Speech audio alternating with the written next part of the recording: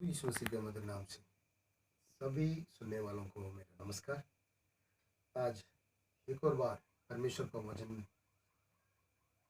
के साथ आप सबके बीच में आने के लिए सर्वशक्तिमान परमेश्वर हमारे बीच एक और मौका दिया है, इसलिए मैं प्रभु का धन्यवाद करता हूँ। हम रोमियो का कथ मिलकर देख रहे थे। रोमियो का कथ पहले अध्याय, पहली आयत, दूसरी आयत और तीसरी आयत हमने देखा है। चौथी आयत यहाँ पर आते समय लिखा है, पवित्रताई की भाव से देखा तो मरे हुए में से जी उठने के कारण सामर्थ से परमेश्वर का पुत्र कहलाया। संत पौलुस यहाँ पर पवित्र आत्मा के द्वारा सुसमाचार के बारे में हमने देखा। ये सुसमाचार किसके बारे में है करके बताया, और प्रभु यीशु के बारे में आगे हम देख के आ रहे थे। शरीर की भाव से वो दाऊद की संतान है। दाऊद की संतान करके बोले है तो किस तरह से हमने देखा। पिछले वीडियो में हमने ये देखा कि दाऊद की संतान और परमेश्वर ने प्रॉमिस किया वो बात है। तो ये सारी बातें हमने देखा। एक मनुष्य के द्वारा इस दुनिया में पाप आया, पाप के द्वारा मृत्यु इस धरती पर आया, एक मनुष्य के द्वारा आया। इसलिए परमेश्वर ने अपने आप को मनुष्य के रूप धारण करके इस धरती पर आकर एक मनुष्य के द्वारा उस आनंद जीवन, मृत्यु के ऊपर फतह पाकर आनंद जीवन दिया है। ये बात 4वां आयत में हम बताते हैं। पवित्र आत्मा के भाव से देखा गया तो यहाँ पर पवित्र आत्मा की पवित्रताई की भाव से देखा गया तो करके बताते हैं। वास्तव में पवित्र आत्मा की तरफ से देखा गया तो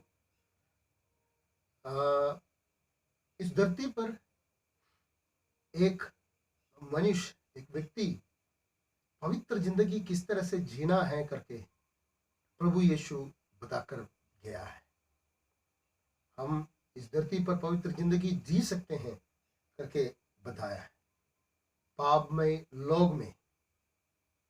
लोग में पवित्रताई की जिंदगी जीने के लिए, बिना पाप से रहने के लिए प्रभु यीशु को मदद हुआ है। इस तरह से हम भी प्रभु यीशु पर आश्रय रखें तो हम भी पवित्रताई में जी सकेंगे, पवित्रताई में जी सकेंगे। यहाँ पर 4 आयत में ये बता रहे पवित्रताई की भाव से देखा गया तो हमारे जिंदगी को उस पवित्र आत्मा के साथ देखा गया तो, उस पवित्रताई की भाव से देखा गया तो हम किस तरह से हैं, क्या हम सही चल रहे हैं, हमारा जिंदगी किस तरह से चल रहे हैं, क्या हम पवित्र हैं। वाकई प्रभु ने हमें पवित्र किया है। कुलोसियों का कथ पहले अध्याय 21-22 आयतों में देखा गया तो हमें उसकी शरीर की कुर्बानी के द्वारा, हम दूर था और उसकी शरीर की कुर्बानी के द्वारा हमें पवित्र, निष्कलंक और निर्दोष बनाकर उसके सामने, परमेश्वर के सामने उपस्थित किया है। कितना बड़ा सौभाग्य परमेश्वर ने हमें दिया है कि हम पवित्र, निर्दोष और निष्कलंक प्रभु यीशु के उस क्रूस के बलिदान के द्वारा हमारे जिंदगी को परमेश्वर ने पवित्र किया। यीशु के जरिए हमें देखते समय हम भी पवित्र हैं। यहाँ पर संत पौलुस कह रहे पवित्रताई की भाव से देखा गया तो वो सामर्थ के साथ। अगले शब्द यहाँ पर इस्तेमाल किया हुआ शब्द है सामर्थ। परमेश्वर का सामर्थ प्रभु यीशु इस धरती पर दिखाया, वो परमेश्वर है करके दिखाया है। इस धरती पर आकर वो रोगियों को चंगा किया, रोगों के ऊपर के अधिकार को दिखाया, तूफान को रोक दिया, समुद्र को रोक दिया, समुद्र और तूफान के ऊपर अधिकार को दिखाया। मछुआरों को बोला, यहाँ पर पतरस को बोला, इस जगह पर, यहाँ पर गहरे पे नाव जाल बिछाओ। वहां पर जाल बिछाया, मछलियां आ गया। इस तरह से अधिकार दिखाया है। बूदों के ऊपर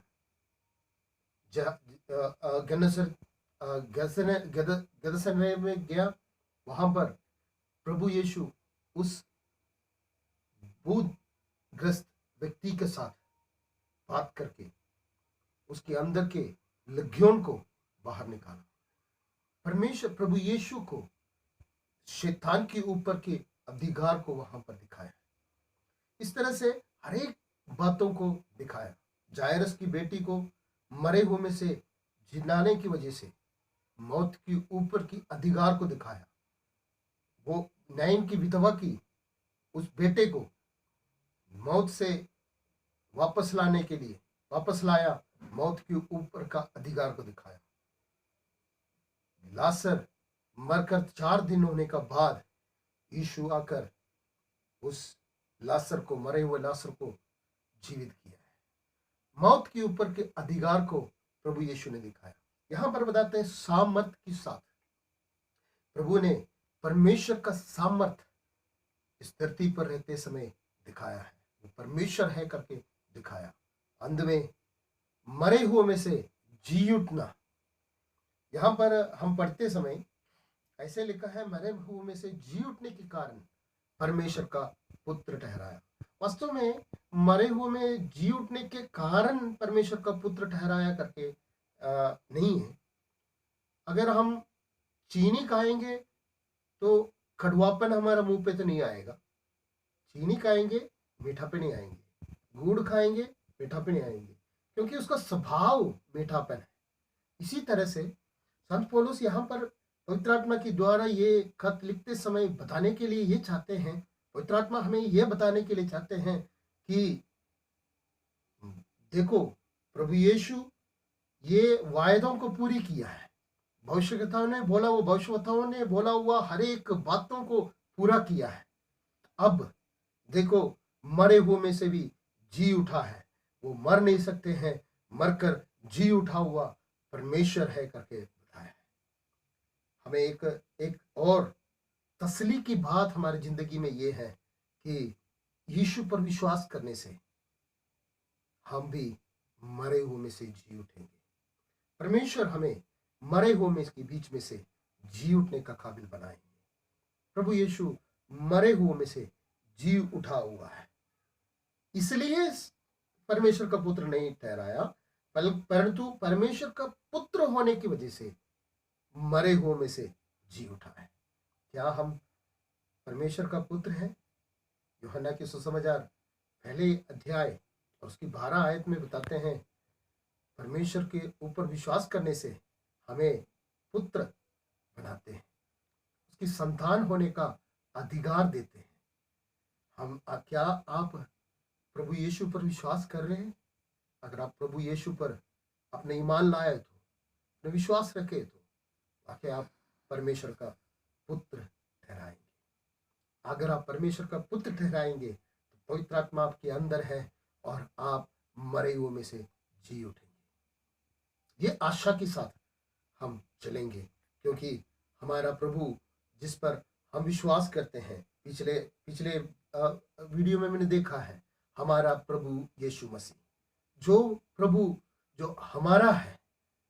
पहले हम बहुत सारे प्रभुओं के पीछे थे, मगर जो हमारा प्रभु यीशु मसीह वायदों को पूरा किया हुआ है, उससे बढ़कर मरे हुए में से जी उठा प्रभु है। आप उसके पीछे चलेंगे तो आप भी मर जाए तो भी जी उठेंगे। अनंत जीवन देने के लिए आया। जैसे पहले बताया कि एक मनुष्य के द्वारा मृत्यु और पाप इस जगत में आए, तो एक मनुष्य के द्वारा, प्रभु यीशु के द्वारा अनंत जीवन और मृत्यु के ऊपर का फतह भी आया है। क्या आप मृत्यु से फतह लेने चाहते हैं? क्या आप एक नया जीवन जीने के लिए चाहते हैं? यीशु पर विश्वास करें, यीशु पर ईमान लाए, ताकि आप परमेश्वर का पुत्र ठहराएंगे। और अगर आप परमेश्वर का पुत्र है तो मरे हुए में से जी उठेंगे। इन वचनों के द्वारा प्रभु आप सबको आशीष करें। जय मसीह। अगर आपको इस वीडियो अच्छा लगा है तो आप इसको सब्सक्राइब करें, लाइक करें और बेल बटन दबाएं, ताकि अगले वीडियो जब हम अपलोड करेंगे आपको मिलेगा और आप इस टीचिंग सेशन पूरा देख पाएंगे। प्रभु आप सबको आशीष